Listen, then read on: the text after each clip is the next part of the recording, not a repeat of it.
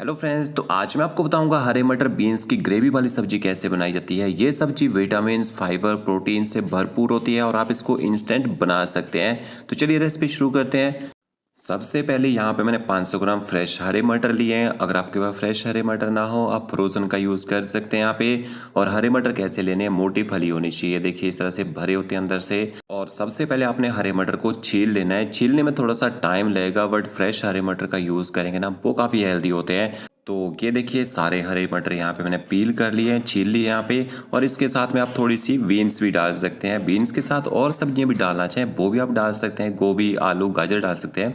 तो बीन्स होती है ना, वो भी आपने पतली वाली बीन्स परचेज़ करनी है। मोटी वाली बीन्स ना थोड़ी हार्ड होती है और उसमें एक रेशा होता है। बट ये देखिए पतली बीन्स होगी ना, वो अच्छी सॉफ्ट होती है और इसको पकने में टाइम भी कम लगता है। तो इस तरह से आपने बीन्स को भी ना आगे और पीछे से तोड़ लेना है। और तोड़ने के बाद आप इसको भी छोटे छोटे पीसेज में काट लीजिए। ज़्यादा मोटी नहीं काटनी आपने बीन्स, जो छोटे पीसेज काटेंगे आपकी बीन्स 5 से 7 मिनट में पक जाती है। तो ये देखिए इस तरह से आपने बीन्स को भी काट लेना है।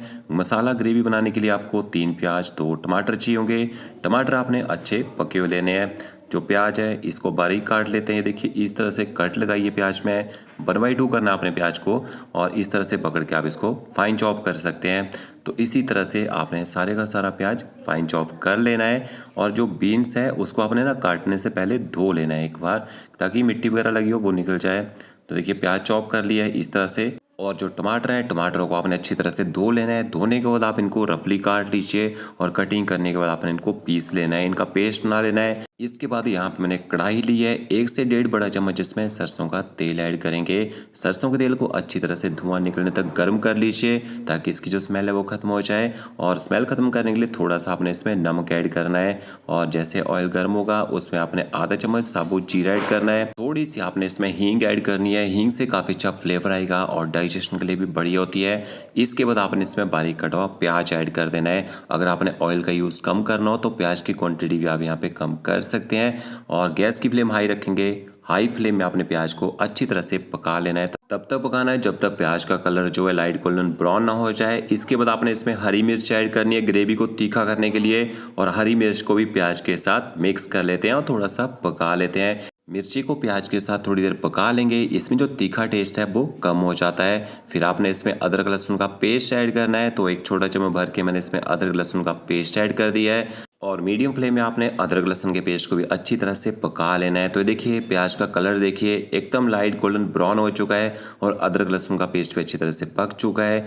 1 छोटा चम्मच आपने इसमें बेसन ऐड करना है। गैस की फ्लेम एकदम लो रखेंगे और लो फ्लेम में 1 से 1.5 मिनट तक बेसन को भी पका लीजिए, ताकि बेसन का जो अपना टेस्ट है वो खत्म हो जाए।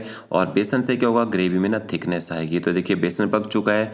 आधा चम्मच आप इसमें हल्दी पाउडर ऐड कीजिए। 1 छोटा चम्मच आपने इसमें देगी मिर्च पाउडर है, कश्मीरी मिर्च पाउडर ऐड करना है।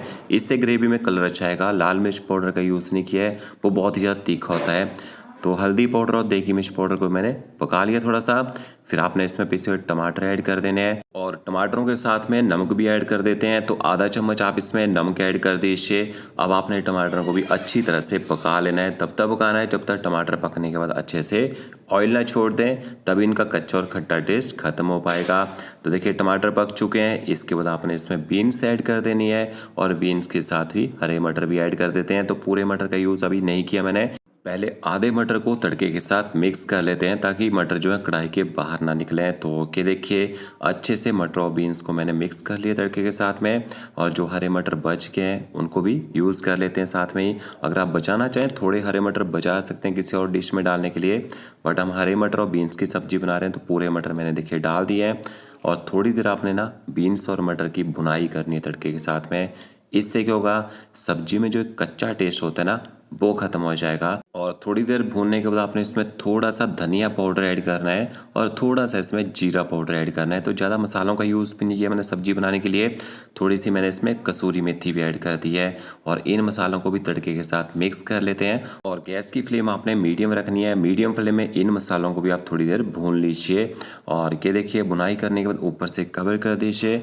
एकदम लो फ्लेम में 2 से 3 मिनट तक आपने सब्जी को पकने देना है इसी तरह से। तो हरे मटर को जितना भून के बनाते हैं ना उतना ही बढ़िया इनमें टेस्ट आता है। वैसे कुछ लोग बॉईल करके डालते हैं, बट उससे बॉईल करने में क्या होता है ना, मटर का जो अपना टेस्ट है वो खत्म हो जाता है। तो ये देखिए बुनाई करने के बाद हम इसमें पानी ऐड करेंगे। तो 1 कप मैंने इसमें पानी ऐड कर दिया है। अच्छी तरह से पानी को भी मिक्स कर लेते हैं ग्रेवी के साथ में। तो ग्रेवी थोड़ी थिक लग रही है, थोड़ा सा पानी इसमें और ऐड कर देना है। तो टोटल मैंने 1.5 कप इसमें पानी का यूज़ किया है। अगर आप इस सब्जी को राइस के साथ खाना चाहते हैं तो पानी का यूज़ थोड़ा सा ज़्यादा कर सकते हैं, बट हम इसको रोटी के साथ सर्व करेंगे तो थोड़ी थिक ही सब्जी बना के आपने तैयार करनी है। ऊपर से कवर कर दीजिए।